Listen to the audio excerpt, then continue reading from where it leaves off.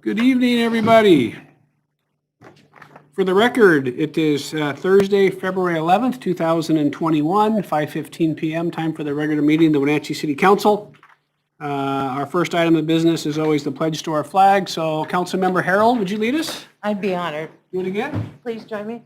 I pledge allegiance to the flag of the United States of America and to the republic for which it stands, one nation, under God, indivisible, with liberty and justice for all. Thank you, Councilmember Harold. And for the record, this evening, we have all 7 council members with us today.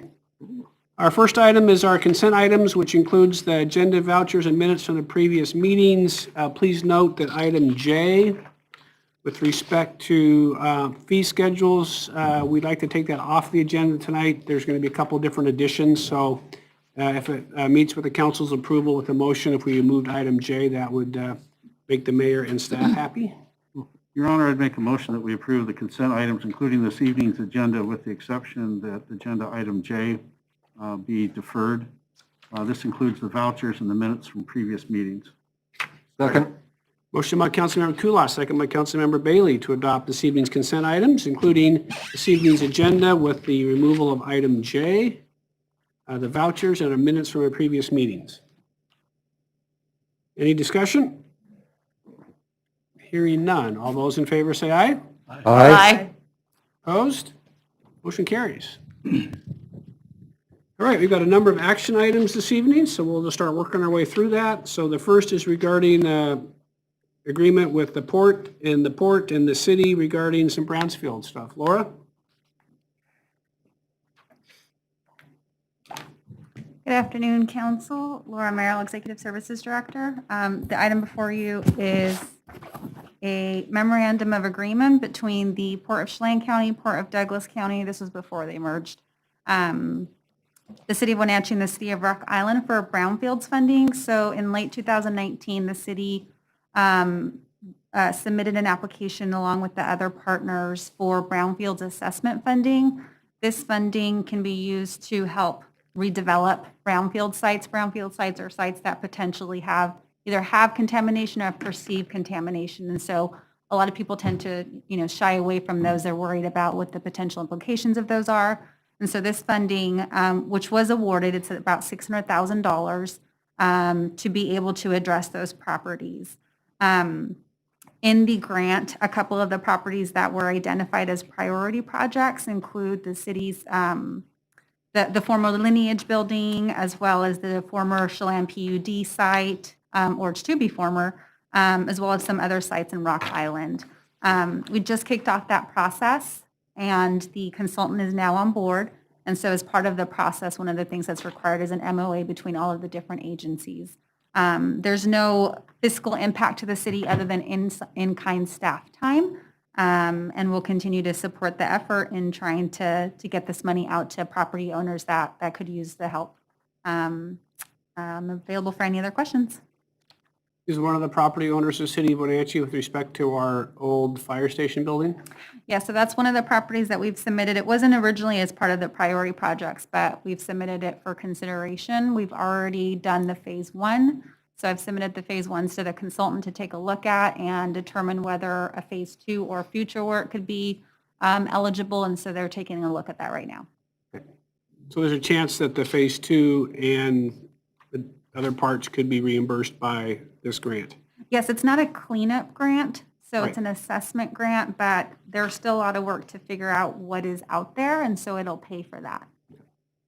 And is there enough money in this grant to assess all these sites listed, or what's the priority on them if there's not? It's $600,000 total. I believe for the grant, it's a $100,000 cap per site if you were to get to need that much. And so each site will go through the process of being vetted through the advisory committee, which will be formed. So there will be a priority type ranking. Okay. But then, and then, as part of it, there were also parameters in terms of how many phase 1s, how many phase 2s we would do. So there are kind of constraints to that. Right. Okay. Thank you. And I think some of the properties listed, if my memory serves me, have already started changed hands, and there's been determination that maybe no environmental work needs to be done. Yes. And so, and because this comes with some form of government red tape, some in the private sector may not decide to use some of this, some might. So, we're clearly, I think, further ahead than, I don't think anybody else has even applied to start using this quite yet. So it seems to me like we're the first ones on the group. Yes, and we will work with, we intend to partner with the Downtown Association for their, like their downtown tours that they do to try to look at old former buildings or buildings that are vacant and try to partner with them to see if we can get this money out. So I don't anticipate that getting it out there will be a problem, but it is a lot of money. So hopefully we can get it out quickly. Great. Any other questions? Yeah, go ahead, Jim. Yeah, I've got a couple of questions. Now, in there, you talked about the staff time, about $60,000. I guess from what you just said, that's not reimbursable. We do that on our own. Right, that's the commitment in terms of our time to the project. Okay. Which is supporting it. So being part of the meetings, being part of the advisory committee, that kind of stuff. Yeah, okay. And then again, at the beginning, I suggested that this was put together before there were some changes. So obviously Steve King, and no longer part of the thing. And I guess in the application, there's some specific sites, particularly the old Keokuk properties down in Rock Island and so forth. Mm-hmm. It's the document says, properties in the two counties, and then you go on to bring in like Rock Island specifically and the city of Wenatchee specifically. Why? I mean, we're part of the county, so why are these two cities singled out and brought in there? I think it was part of that they were all under opportunity zones, if I recall. Unfortunately, I don't have all the exact background. It would be what was in the application, but Okay. recently that question was asked, and I believe it was because those properties were in opportunity zones, and so they were trying to layer the different programs. Okay. Yeah, and then, of course, if you think about the properties that are specifically mentioned, the Wenatchee ones are all inside the city limits of the city of Wenatchee. And then the major one in Rock Island is the old smelter there that they want to redo. And so that's actually in the city limits of Rock Island of all Yeah. things. And so I think that's why we're named as partners. Okay. And not the city of East Wenatchee, who may not have a property that's Yeah, eligible okay. or wants to participate. Okay. That's good. Thank you. Huh? Right, any other questions for Laura? If not, I would entertain a motion. Your Honor, I'll make a motion that City Council authorize the mayor to sign the memorandum of agreement between the Port of Chelan County, Port of Douglas County, City of Wenatchee, City of Rock Island for the Brownsfield Assessment Coalition funded through the award of a $600,000 Brownsfield Assessment Grant from the Environmental Protection Agency. Second. Motion by Councilmember Hornby, second by Councilmember Esparza, to authorize approval of the city, or authorize the city council's approval of the mayor to sign the memorandum of agreement between the Port of Chelan County, Port of Douglas County, City of Wenatchee, and the City of Rock Island for the Brownfields Assessment Coalition, funded through an award of a $600,000 Brownsfield Assessment Grant from the Environmental Protection Agency. Any discussion? Hearing none. All those in favor say aye. Aye. Opposed? Motion carries. Thanks, Laura. Thank you. All right, who's doing the Maple Street agreement? Gary Owen.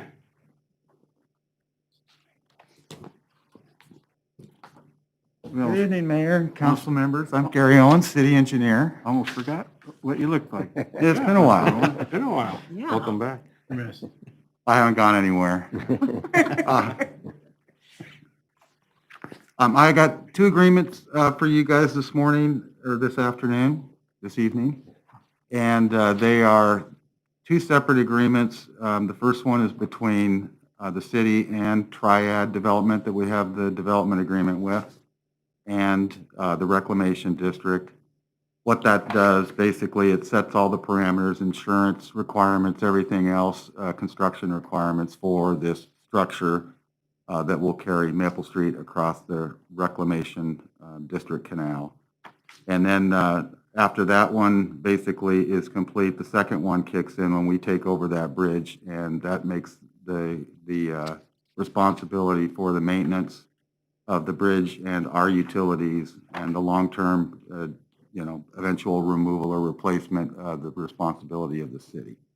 So this is the same thing that we did at Second Street, where we've got another bridge down there. This one's not a bridge like the one at Second Street. It's a box culvert, so it's not a structure that's going to wind up on the national inventory because it's smaller and shorter, Okay. Which is good. It costs us less money in inspection annually and that sort of thing. So shorter in length, but still obviously as wide as we would need for sidewalk and everything? Correct. Okay. That was my question. I couldn't, on the diagrams, tell if there was pedestrian and bicycle right away. Yeah, so Maple Street going over across the top of this box culvert will be basically 30 feet curb to curb with 2 traffic lanes and 2 5-foot bike lanes and sidewalks on both sides. Thank you. And that's all going to get constructed. It's they're fabricating the stuff now, like I mentioned in my agenda report there. And Pipkin Construction will be installing it, trying to get that all complete before the district is ready to put water back in the canal this spring. Then they'll be working on Maple Street and hooking all that up and moving dirt up on So there. they're still planning on getting that done before the water hits? That's the plan. Okay. And is that concrete been prefabbed already and sort of ready to go, or? It's in the works, and several portions of it have been done. It's probably going to be complete by next week up at H2 Precast by the airport. Okay. Are they actually actively doing stuff? I haven't been up that road in a while. Yes, they are. They are? Okay. Keith will tell me, yeah. He I lives, think he lives in the neighborhood. yeah. Constant string of trucks right now. Okay.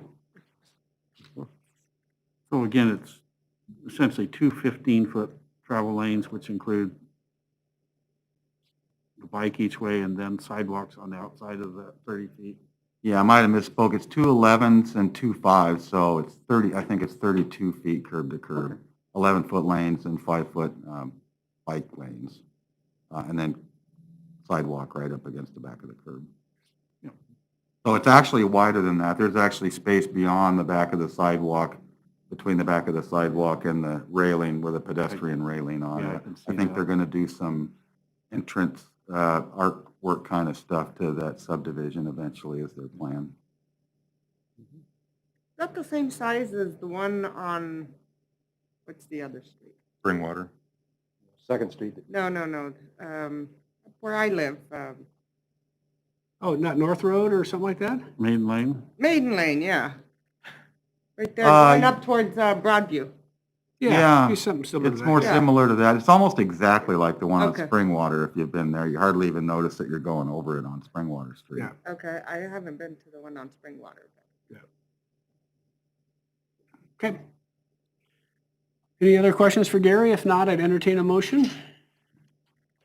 Well, Your Honor, I would make a motion that City Council approve the 2 agreements with the Wenatchee Reclamation District and authorize the mayor's signature.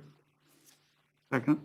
Motion by Councilmember Bailey, second by Councilmember Kulas, to approve the 2 agreements with the Wenatchee Reclamation District and authorize the mayor's signature. Any discussion? Hearing none. All those in favor say aye. Aye. Opposed? Motion carries. Thanks, Gary. Thank you. Springwater Avenue Improvement, City Project 2007. Jacob, how are you, sir? Good, how are you? Good.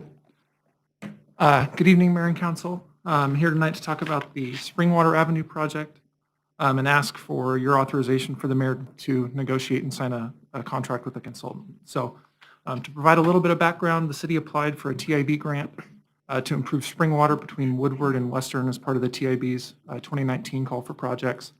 That funding was awarded at the end of 2019, and we recently issued a request for qualifications from consultants to perform the design on that project. Just again, a little bit more background, we're planning to install curb, sidewalk, stormwater infrastructure, and then an illumination system throughout that corridor. So We do it on received, both sides of the street or just the one? sorry, say again. Both sides of the street? We'll have curb on both sides of the street. Currently, we've got enough money. What we expect to have enough money for sidewalk on one side of the street. Okay. Part of the initial phase of this project, from the design perspective, will be some project scoping to figure out, exactly what we have funding for at this point. But yeah, that'll be a big part of the initial work that our consultant will be doing. Which side will get sidewalks? We'll be working through that in the scoping phase. Okay, still not sure. I do remember that WSU gave us a bunch of right-of-way in there to make the street wider and do these sorts of things as part of, so we have the ability to get the width and everything that we need in there. Right. They offered a commitment. It's not our right of way at this point. Right. But yeah, they're, Will it become our right-of-way? that is the goal. Yeah. Okay, perfect. Yeah. So. So then who's responsible for shoveling that sidewalk, I guess, is what it comes down to. It'll If be- it's in front of the homeowners, it's their job. If Yeah, it's, so it'll be WSU on this one. Yeah, the sidewalks the adjacent property owners responsible regardless of whether it's a private, whether it's in our And right the of way rear or end. not, okay. yeah, well, any sidewalk is within our right of way. It's still the responsibility of the adjacent homeowner to shovel and maintain it. Okay, good to know. In any case, we received qualifications from 7 different consultants and selected Petite as the most qualified through both the proposals and the interview process that we went through. And so, like I said, off the top, we're asking for the mayor's authorization or your authorization to allow the mayor to negotiate and sign a contract. So if you have any other questions, I'd be happy to take those. Any questions for Jacob? This will be a great project. I'm excited to see this one done. A lot more people living up there and doing stuff and Nice to It's a get it. dangerous road to walk up. We walk up that section all the time. and Yeah. It's not fun. I make a motion that the city council authorize the mayor to negotiate with Petite for design services on the Springwater Avenue improvements, project number 2007, and further authorize the mayor to sign a contract on behalf of the city. Second. Motion by Councilmember Huffaker, second by Councilmember Harold, to authorize the mayor to negotiate with Petite for design services on the Springwater Avenue Improvement Project number 2007, and further authorize the mayor to sign a contract on behalf of the city. Discussion? Hearing none. All those in favor say aye. Aye. Opposed? Thank you. Carries. Thanks, Jacob. Cliff Burdick, 1, 2, 3, 4, 5, 6. Flip the rest. Now I know why you didn't want to do the fees, because it would have been 7 of them tonight. Hopefully it won't be too bad. You've been busy. It's not very simple to fix some of our code issues, is it? Not always. No. I would really like some of the old code. That was hilarious. Yeah. Absolutely. Cliff Burdick, Building and Fire Code Official. On our first item is the 2018 International Codes adoption. And these typically we would have adopted these July of last year. But due to COVID, it was implemented delay until February 1st. The reason I'm actually here tonight instead of last month is because on early January, State Building Code Council voted to delay the implementation until July 1st. But the governor vetoed that vote. On the 7th day, he had 7 days to veto it, and he vetoed it on the 7th day. So, this is typical, our state codes, they did go into effect February 1st, but what we want to do is codify that. So violations of those codes, then we administer those. And also we got rid of chapter 2.08, what was left of 2.08 for electrical code adoption. So does anybody have any questions on Just, I guess, any significant changes or updates from the old one to the new one? plenty? The Washington, especially in the Washington State Energy Code. Every year until 2030, it increases in energy code compliance in saving more energy by about 15%. And which we've estimated it's going to cost, this cycle will cost between $5,000 and $10,000 to comply. And the Per unit, per residential unit? per residential unit, yeah. And as we get closer to 2030, it's going to become harder to comply because they've picked all the easy stuff. And so, what will happen is everybody's going to have a solar array on their roof to comply by 2030. It's already an energy option right now. So you have to have energy credits. A single-family house has to have 6 energy credits. And solar array for every 1.2 kilowatts of solar array, you get 1 credit. You have to hook it up, or you just have to put it on your roof? You have to hook it up. Okay. Yeah, yeah, you're going to be net zero on new houses by 2030. That's their goal. And how else do you get credits besides the solar feature? What other There sorts of is things you can do? energy sealing. If you really seal it up tight, there's about 2 different energy ceilings. 2 air changes per hour, 3 air changes per hour. You get a few different credits. They have a heat pump hot water heater that's just like your outdoor unit of a mini split. Right. There's no elements in that hot water heater whatsoever. The cost of that is $5,000, Wow. and you get 1 What's credit. And in Wenatchee, it'll pay for itself. Never. Never. Yes, I know. Yeah. So power's too cheap, yeah. We just had a call with most of the neighboring jurisdictions to talk about these energy credits and which is the best way for contractors and home builders to go. And so we're going to allow the standard heat pump hot water heater that the unit is on top of it. And it's $1,500 versus the $5,000 one if they duct it to that. Those, I don't know if you've seen a heat pump hot water heater, but it's intaking air from one side and it's blowing out cold air on the other side. Okay. So we're going to say if you do that, if you duct the intake in and you duct the exhaust out, we're going to allow that and give you that extra credit for that. Because the actual one that is self-contained is more efficient than the one that you get the additional credits on. So it's where we're going is it doesn't matter the cost. All they're doing is they want you to save energy. Mhm. There's another option. It's a pipe that hooks to the shower drain that has a coil of pipes around it. And the cold water goes in around the shower drain pipe. Mhm. And they say that collects the heat and that goes up into the shower valve. And it's supposed to save energy. And make houses more affordable. Yeah, that part is anywhere from $500 to $800 for that part. And we can't figure out how it's going to, maybe 15 cents, $1.50 a year or something. And But that's where we're going though. And It's if, just- and if you're wondering where this comes from, it does not come from a group of bureaucrats sitting in Olympia, other than the Washington State Legislature is the one that mandated the energy Yeah, savings. So don't be looking exactly at right. building code council I'm staff not, or no, the code. absolutely. It's And the just- legislature is not interested in addressing this. Nope. Yep. And it's just the way it is. Yep. I'm interested in the non-residential energy code. Did they continue to capitulate to the CMU industry, or are those buildings now not exempt from? They're less exempt. We haven't even wrapped our hands around the commercial energy code changes Yeah. yet. We're just been trying to That was all- figure that out the was- residential. That was really the only huge debate was Yeah, the CMU industry had a leg up on the wood industry. got away with everything. Yeah. It's going to be interesting.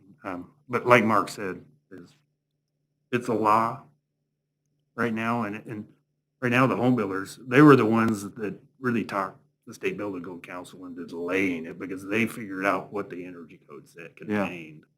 And it didn't work, but it's going to take them, a lot of people going to the legislature. And I don't know if it'll happen. Well, I appreciate you guys trying to work with the builders and find solutions for things that make sense instead of, I really do appreciate that. Yeah. So the new energy code basically says, for commercial buildings, we're just working on this today, is they have to have a place for a solar array on a new commercial up on the roof. And we need to move on, but what I found when I was on the Building Code Council representing cities in eastern Washington, what I found interesting about the solar stuff and the push for that was it also brought in the firefighting agencies because of distance between panels to be able to get personnel up on a roof in a safe situation. It's so intertwined. It was really interesting to have all these things come together. And they're spraying water up there and it's electricity. Yeah. Thought that wasn't a good way to do that. All right, any other questions for Cliff regarding the adoption of international codes? If not, I would entertain a motion. Your Honor, I'd make a motion that the council adopt ordinance number 2021-01 relating to the adoption of the 2018 international codes as amended by the state of Washington. Second. Motion by Councilmember Kulas, second by Councilmember Cuevas to adopt ordinance number 2021-01 relating to the adoption of the 2018 international codes as amended by the state of Washington. Discussion? Hearing none. All those in favor say aye. Aye. Opposed? Motion carries. Next one, Cliff, fire code. Fire code, this is same thing. This is mandated by the state. We have a few amendments in it, and it also includes the repeal of 5 chapters in Title III that are no longer valid. And I went over with Chief Brian Brett all the repeal of those chapters because there was districts and there's all kinds of things in there. Brian had been there 20-some years at the fire department, and he didn't even know it existed. So. He was happy to see it cleaned up. Any questions on the fire code ordinance? Not for me. I would then entertain a motion if we had one. Your Honor, I'll make a motion for the City Council to adopt ordinance number 2021-02 relating to the adoption of the 2018 International Fire Code as amended by the State of Washington. Second. Motion by Councilmember Esparza, second by Councilmember Bailey to adopt ordinance 2021-02 relating to the adoption of the 2018 International Fire Code as amended by the state of Washington. Any discussion? Hearing none. All those in favor say aye. Aye. Opposed? Motion carries. Health and sanitation. So this ordinance repeals 3 chapters in Title IV, Health and Sanitation. It would be food dispensing, which was adopted in 1942, meat, which was adopted in 1947, and miscellaneous health regulations that were adopted in 1912 that are outdated. Any questions on that ordinance? So basically now what our code will reflect is basically what the health department has set up as far as those kinds of. Yes, you have USDA for meat. We'd have the health department for food. You know, the plumbing code would be for restaurants and food. Yeah, and that the miscellaneous health regulations, Land Douglas, or Horticultural Pest and Disease Board. They do the fruit trees. We do other trees and nuisance items like that are already in our nuisance code. Okay. A lot of agencies involved. All right, any other questions for Cliff? If not, I would entertain a motion. Your Honor, I make a motion, City Council adopt ordinance number 2021-03, repealing portions of WCC Title IV Health and Sanitation. Second. Motion by Councilmember Hornby, second by Councilmember Kulas to adopt ordinance number 2021-03, repealing portions of the Wenatchee City Code Title IV Health and Sanitation. Discussion. Hearing none. All those in favor say aye. Aye. Opposed? Motion carries. Licenses and taxation. Wow. This ordinance repeals 3 chapters in Title V, hotels, 534, 5.60 regulation pool, billiard halls, and bowling alleys, and 5.80 tax on aviation gas and oil distributors. So we're reducing taxes, is that what you're saying? Yeah. And 5.80, I discussed with Brad before we put that in there, just to make sure that that was no longer valid. Some interesting reading, though, in the It really hotels. is. Yeah. Mhm.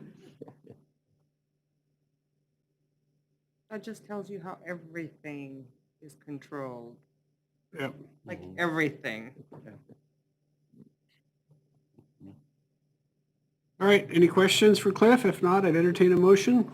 Your Honor, I move that we adopt ordinance number 2021-04, repealing portions of the WCC Title V licenses and taxation. Second. Motion by Councilmember Harold, second by Councilmember Cuevas, to adopt ordinance 2021-04, repealing portions of Wenatchee City Code Title V, licenses and taxation. Any discussion? Hearing none. All those in favor say aye. Aye. Opposed? Motion carries. So we can say we appealed the tax on airplane gasoline, huh? We're just knocking taxes back, just right and left. For out, man. Just going for it. Yeah. All right, abandoned, unused, and discarded refrigerators, ice boxes, and deep freeze lockers. This repeals Wenatchee City Code Section 6A10060 related to abandoned refrigerators, ice box, deep freeze lockers. That section of code currently says that they have to take the latches or the doors off the refrigerators. Doesn't say they need to dispose their old refrigerators, freezers, and ice boxes. So the International Property Maintenance Code that council adopted last year contains that language that they have to be disposed of. So this just cleans up that section of code. All right, This was my favorite read. all right, any other discussion or questions for Cliff? If not, I'd entertain a motion. I make a motion, City Council adopt ordinance 2021-05, repealing WCC section 6A.10.060 relating to abandoned and unused and discarded refrigerators, ice boxes, and deep freeze lockers. Second. Motion by Councilmember Hornby, second by Councilmember Bailey, to adopt ordinance 2021-05, repealing Wenatchee City Code Section 6A.10.060 relating to abandoned and unused and discarded refrigerators, ice boxes, and deep freeze lockers. Discussion? Hearing none. All those in favor say aye. Aye. Opposed? Motion carries. Permits. This ordinance amends a couple portions of Chapter 206 permits. We have added a section to deal with expiration of after-the-fact permits. I don't know if anybody understands what an after-the-fact permit is.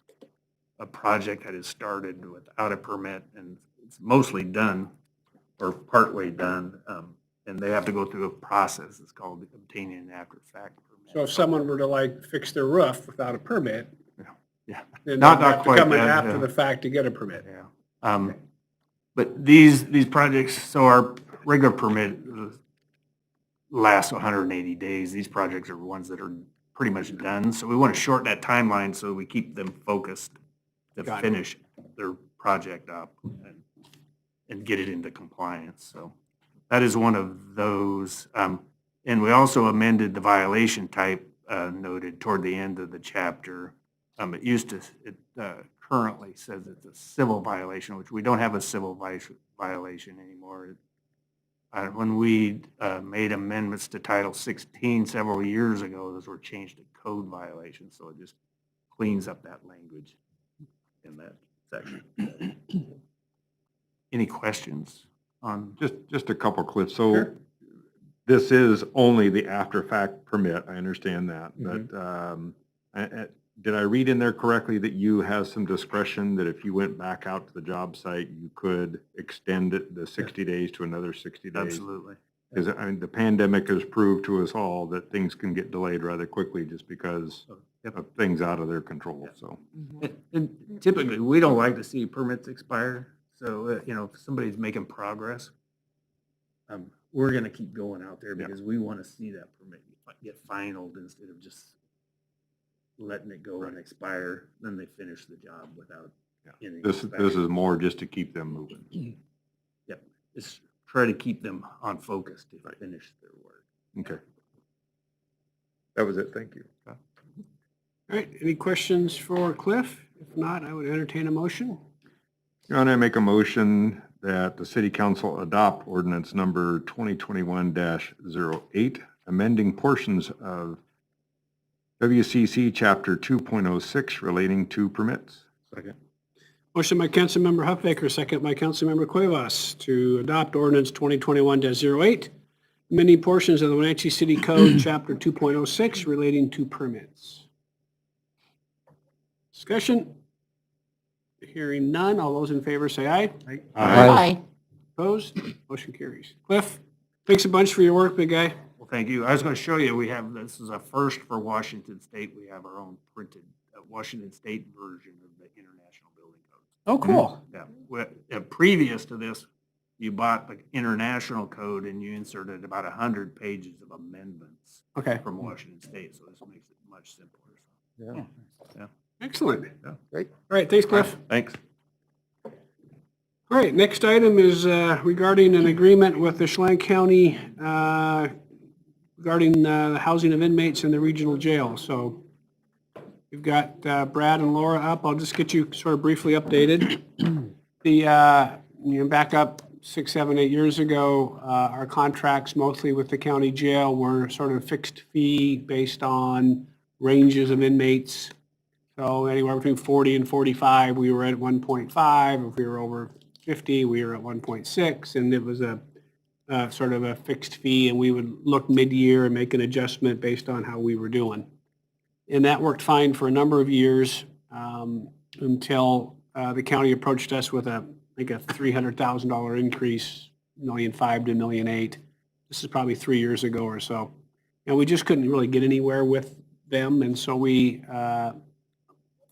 I went to them and said, just give us the same contract that Entiat and Leavenworth and Chelan has. And they were a bit shocked by that, but they gave it to us, and it was $96 a day. And that was about the time that Chief came on board, and we started doing a little bit better job of trying to figure out who needs to be in jail, who needs to be in mental health and other sorts of issues. And then our number of our inmates sort of came down. And so a couple years ago, we did very well on the $96 a day event.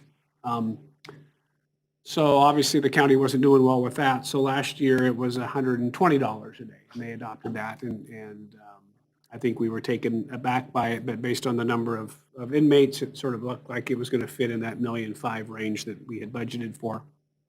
Well, COVID hit, and we went from 20, 25 customers down to 8 in some months, 10 in other months. And so as we are wrapping up 2020, we ended up spending just under $500,000 for housing inmates when we budgeted about $1.5 million. So the county, knowing that, of course, came to us late last fall about a new contract. And there was a lot of discussion in there about us paying for felons, which is not the way we read the state law in terms of who's in charge of the cost of housing the felony customers, so to speak. And so we really fought pretty hard back on wanting to come up with a proposal that really didn't have felonies as part of it. And oh my God, the first number to us was 2.1 million, and then it worked its way down to 1.9 and 1.7. And finally we just said, we need to go to arbitration. Your numbers are moving all over the place, and you won't get off the idea that we're going to pay for felons in some regard. So as you know, we agreed to go to arbitration. And then the county asked if we would sit down and meet. So a couple of weeks ago, Laura and Brad and Steve Smith, who's on the phone with us, went and met with Kathy Mulhall, the jail director, their accounting person, and the attorney, Susan Hinkle. And they sort of worked through an agreement, which is the agreement that you have in front of us today, so that those two will explain. It basically, which is where Brad was 6 months ago, which is we should pay for our share of the cost, whatever that looks like. And so this is a contract that basically has us paying for our share of the cost for the inmates that we have in. So I will turn it over to you two and Steve Smith, and you can explain it further. And Well, Mayor, I think you did a pretty good job of explaining where we're at. I think in our discussions with the county, it was difficult to land on the correct matrix or the correct pieces of data to build a rate on. Over the last couple of years, our populations have fluctuated so wildly, it was hard to pick a window to look at of should we base it on us having 30 inmates in there at a time? Or the few months before COVID, we were around 20 inmates at a time. During COVID, we got down to, I think, 7, 8 inmates in there at a time. So it was difficult to come up with a real good number for us to base our contract on. And both of us, both parties wanted to make sure that the city was paying its fair share. We didn't want to pay more than our fair share, and they didn't want us to pay less than our fair share. And it was hard to define what fair share really meant. And so where we ended up landing on was we have, even though our populations have gone up and down, we have a fairly consistent percentage of the jail's total population. So whether we had 8 inmates in there during COVID or 30 inmates in there well before COVID, our percentage of their population is about the same. So we threw out, well, maybe we should just pay that percentage of your budget. We landed on 13%, that we typically have around 13% of their total population. So we should pay for 13% of their total budget. After we kind of ran through some of those numbers, it ends up looking like for 2021's contract, that'll be 1.38 million of their total budget. And then there will be a 5% escalator in there for each year. There is a caveat that I think you see in there that if our percentage varies greatly and is over 15.2% or under 11.2%, that's a 2% swing either way, then we'll kind of go back and recalculate, still based on their current budget and percentages. And so it seems like it's a fairly fair methodology moving forward. As I think Laura pointed out at Finance Committee, it's a 4-year contract, so that is nice to have a specific methodology locked in for 4 years. I think both parties are happy with that. And yeah, anything else? And there are risks to arbitration that you really don't know what the arbitrators are going to come up with. I was sort of hoping we'd get back to some sort of daily rate model, but unclear an arbitrator would accept that.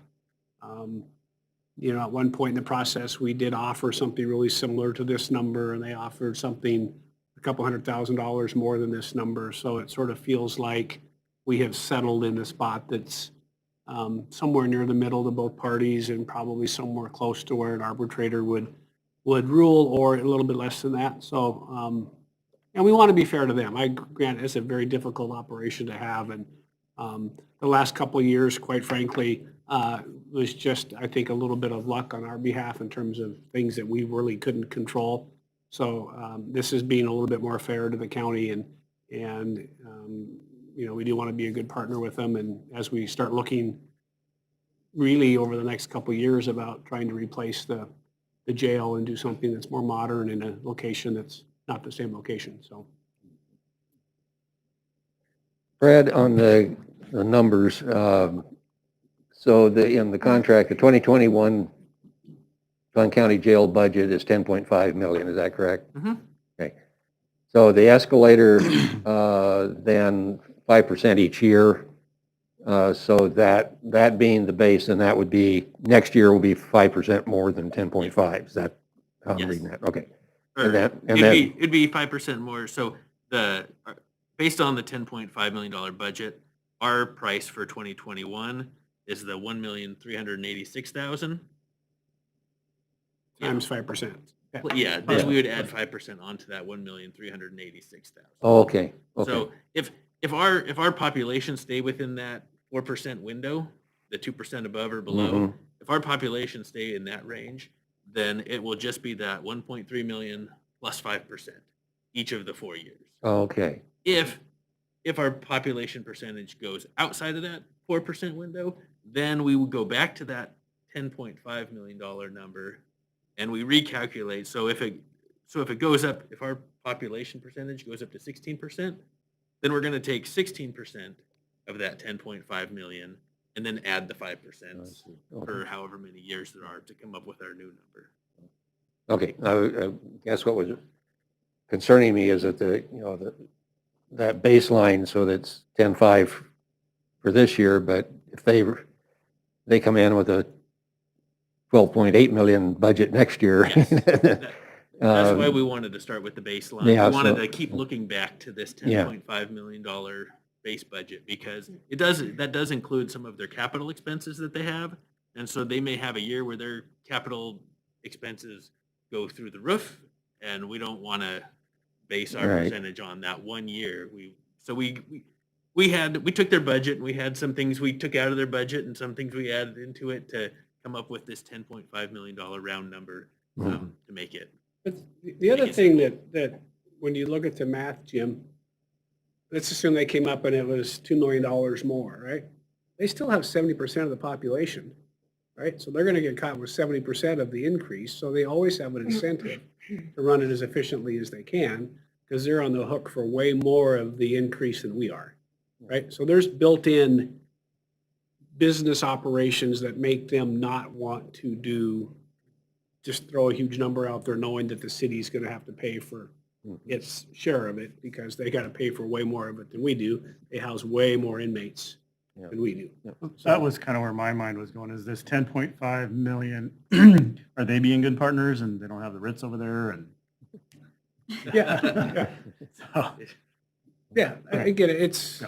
I think they're running a tight ship. you can go all day long and look at other operations and have them be more efficient, but very few of them are in 3-story buildings with elevators and sort of the old system that we have. And so in a lot of ways. You guys looked at the budget and were comfortable with it, then okay. Yeah.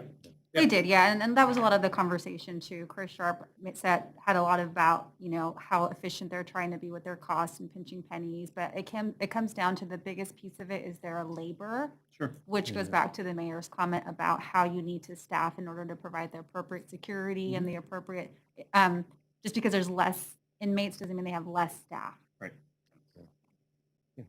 Great, thanks, So Brad. I think the long-term goal is that we get this contract put together and we come up with a proposal to build a new modern facility in a place that's not there, that can be run for less labor, because I think the more modern facilities can use less labor than a 3 or 4-story building.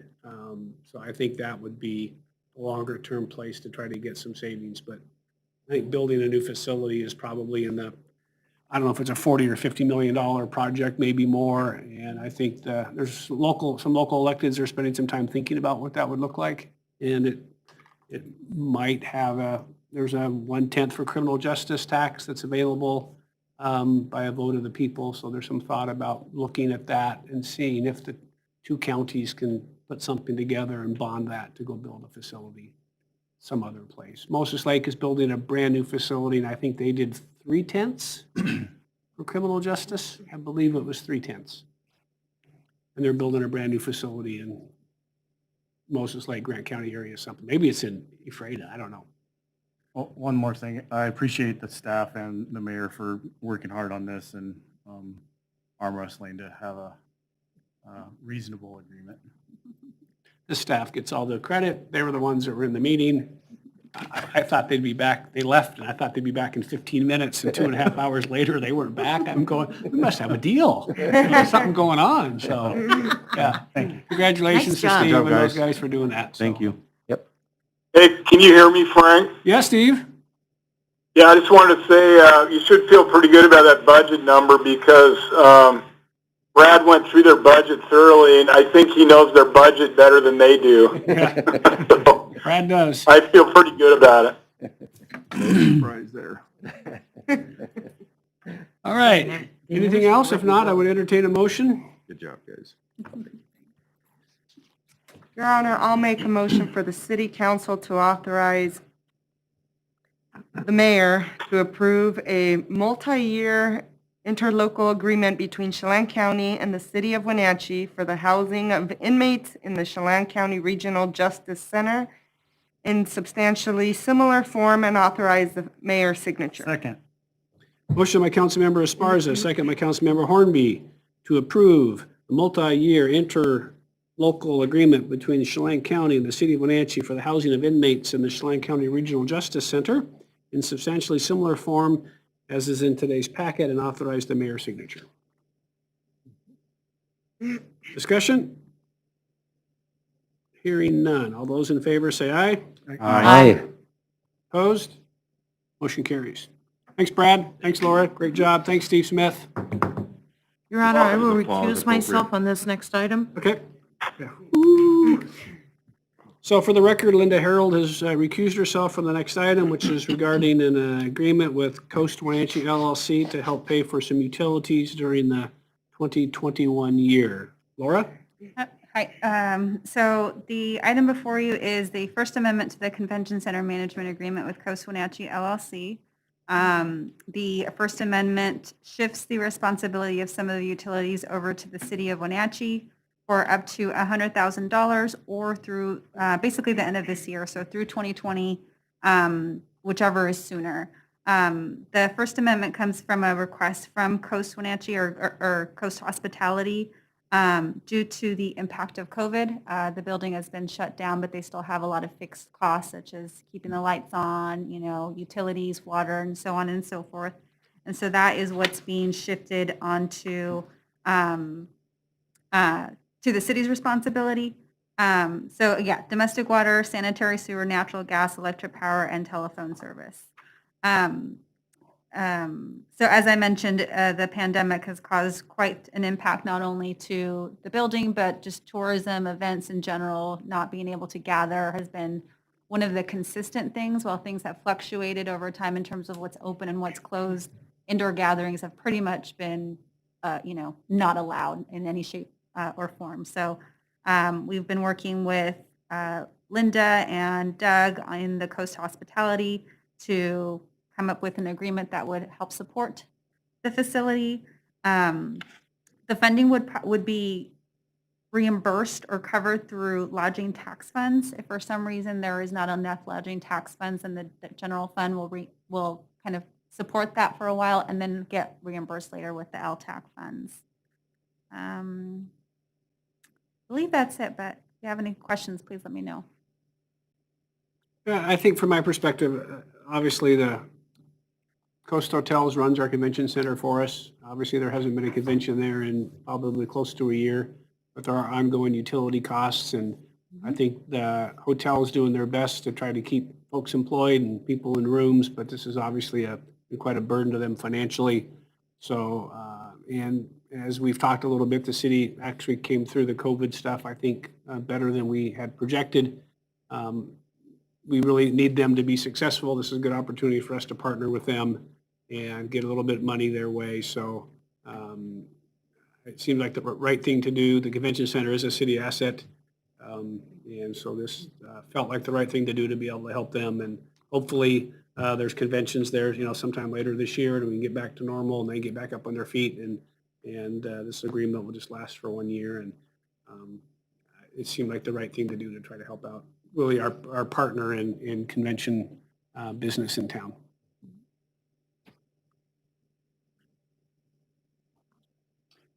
I agree that it's the right thing to do. And with that, I'll make a motion that the city council authorize the mayor to sign the First Amendment to the Convention Center Management Agreement for utility reimbursement of up to $100,000 or through January 1st, 2022, whichever is sooner. Second. Motion by Councilmember Huffaker, second by Councilmember Hornby, to authorize the mayor to sign the First Amendment to the Convention Center Management Agreement for utilities reimbursement of up to $100,000 or through January 1, 2022, whichever is sooner. Discussion? Yeah, just a real quick question, I guess, on the, using the LTAC funds is, we would be reimbursed for that out of that. Does that have any significant impact, negative impact on the LTAC funds needing to be used for other things in the short term? I think the way we're going to start this is we're going to use lodging tax funds. The one thing that we were trying to do is prepay our debt on some of the convention center bonding that we did for computer upgrades. And the plan before this all fell apart was to get that 15-year bond paid for in 6 or 7 years because we'd be back in again. In fact, we had talked about at one point, hey, is it time to expand the convention center? What's the next round of bonding going to look like? And of course, this is all fallen apart. So we are going to use the hotel motel tax funds for that purpose for this. If at some point, as things get better, we decide to throw a little general fund money in it, or if we want to just sort of wait it out, but we felt like we would use the lodging tax first, and then the general fund could back it up if needed to. So we think there's enough to do this at this point. And again, hopefully things get back to normal, and we've got 2 new hotels going, and hopefully at some point the lodging tax picks back up, and we're back to having those same sort of discussions about what's the next view of the convention center and what are we going to do. But we think there's enough money in the fund right now. So the only thing that really isn't getting paid is the chamber. Obviously, contract was reduced a little bit, and we're not prepaying any of the debt. Okay, thank you.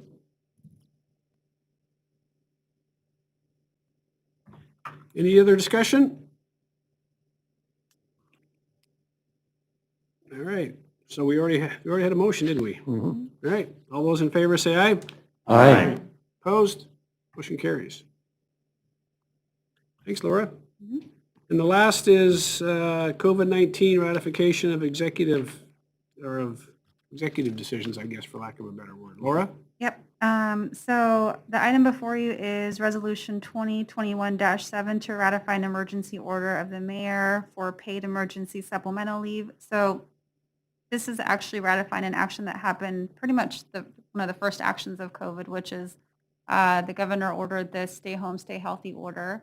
So that was, an order that required our employees to go home unless they were essential. So we had some employees that were at home and not being able to work because they either didn't have the technology or their jobs weren't, they didn't facilitate that, or they were doing rotating schedules in order to have less people on site. So they would do 1 week off, 1 week on, but during the off weeks when they were at home, they were still being paid. The city opted to do that in order to be able to keep our workforce intact and be able to keep our employees throughout the pandemic supported through that. So that was an action that we did. We didn't really have a paid emergency policy for a pandemic. So we have to go back and ratify that through the mayor's emergency order. So that's what this order is here. And I'll take any questions if you have them. So are we doing this to keep the auditors happy when they come in and look at us in a few more months? Or is this just because some people were at home, we just need to make sure we ratify the It's a little bit of decision? both. Again, we didn't have a specific paid policy for that. We have paid admin leave policies, but this was very different and unique. But then we also were able to reimburse ourselves for that paid admin leave through the CARES funding. So in order to be able to make sure that we had a policy that supported that, we need to have this documentation in place as well. Because this is all stuff we did last March and April when we were just trying to do what everyone said, which is only essential people come to work. And we had, some of the road crew would stay home and some would work at night, they'd back and forth. And so we had a lot of people that were available for work, but were paid to stay home while we were trying to sort our way through what this would look like. So, and listen, we came out of it and we didn't lay anybody off. And so it was back then just trying to do the right thing at the right time. And so I knew we did it. I didn't realize it had to be sort of ratified. But right, any questions for Laura? If not, I would entertain a motion. Your Honor, I would make a motion that the City Council adopt resolution number 2021-07 to ratify an emergency order of the mayor related to paid emergency supplemental leave in response to the COVID-19 pandemic. Second. Motion by Councilmember Bailey, second by Councilmember Esparza to adopt Resolution 2021-07 to ratify an emergency order of the mayor related to paid emergency supplemental leave in response to the COVID-19 pandemic. Discussion? Hearing none. All those in favor say aye. Aye. Opposed? Motion carries. Thanks, Thank Laura. So the last thing in your packet tonight is something that was brought to me by J.C. Baldwin at the port of, Chelan Douglas County Regional Port Authority, which I think is sort of floating around a number of the governmental agencies around the community regarding a pledge to civility. And this is the one that she presented to me that the ports, I think, are going to adopt. So I just left it here for you to think about. I think there are a couple different, three different things we could do. One, we could make some changes to it if you wanted to. Secondly, we could adopt it as an item of the council that we agree with it, and we could put it into some form of an ordinance and adopt it as a council prerogative if you wanted to. I suppose we could do nothing. The other thing is, there's some thought about this going on some sort of a website where you could go on individually and say, I'm Councilmember Bailey and I support the pledge to civility. And Ruth may not go on the website and Travis would, and I might forget, but do it sort of individually. So I don't want an answer today. I just wanted to bring it to you, let you know that it's sort of floating around. Most of the governmental agencies, I think, are going to adopt it in some form or another. I said I would bring it here for discussion. Quite frankly, as I was talking with Councilmember Huffaker earlier today, I mean, I can't imagine anybody as civil as we are. We don't always agree, but it's certainly very civil discussions we have, as I have with almost all of the other different governmental agencies that we deal with. I mean, we're never not civil, but folks in Washington, D.C. may not be civil, and maybe some folks in Olympia aren't civil, but clearly here we are. So, but I just thought I'd bring it to you guys at their request, so I don't really anticipate, unless you got some direction for me about, yeah, let's adopt it as a council, or let's do it individually, or I want to make changes, or let's not do anything. I just wanted to bring it to you guys and to see what you were interested in doing. Have you seen other places? Link seen it yet? Has anybody else sort of dealt with it other places? Okay. But I know it's, it's not uncommon. BWC has something Similar. to this. It just falls into the categories of organizational ethics. Yeah. Personally, I think I support it. I think it's good to have there. It doesn't carry the weight of the law necessarily, but I think it sets a standard. At some point down the road, when all of us are gone, and a whole new set of folks are here, I think it's important to have that. I say often to people around the state that go to meetings and things about how thankful I am to have, when I hear the horror stories that come from other city councils and things that are going on, and how thankful I am to have a group of people that agree to disagree and we don't hold right, we don't all this kind of crazy stuff, screaming and yelling at each other. It makes a much pleasanter world. So I don't think there's anything, to me, there's nothing in here that controversial. I think it's just big common sense, but that's in sorts of problems. So would it be your pleasure that we adopt this as a council at the next meeting? Ruth, any thoughts? Yeah, Hey, I'm kind of on the same page as Jim, you know. I will say that we don't need it, like this council doesn't need it. But it's always good to have something in writing to, you know, continue that culture of civility. So I'm all for having something in writing for, you know, future councils and Now, setting that standard as other, as the council changes. Mr. Smith, So you had to, adopt- want to add something?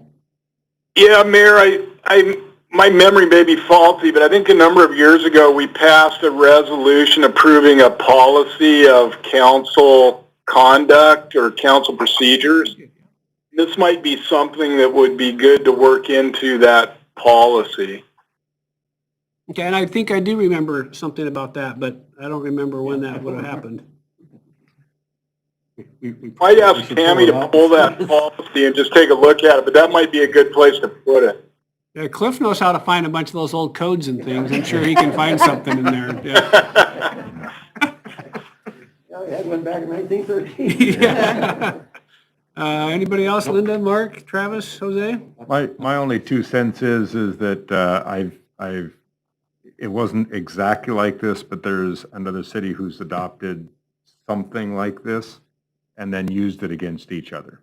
And I would like to not think that we would ever encounter that here, but in future councils maybe. So I think it really needs, I'm really anxious to get Steve's input on it, and Okay. if we can incorporate it into our policy, I think maybe that's the best way to do it. Okay. To have it as a policy, but, I'm- make sure that it's worded such that I don't like you and I'm gonna find something you said somewhere and use it against you.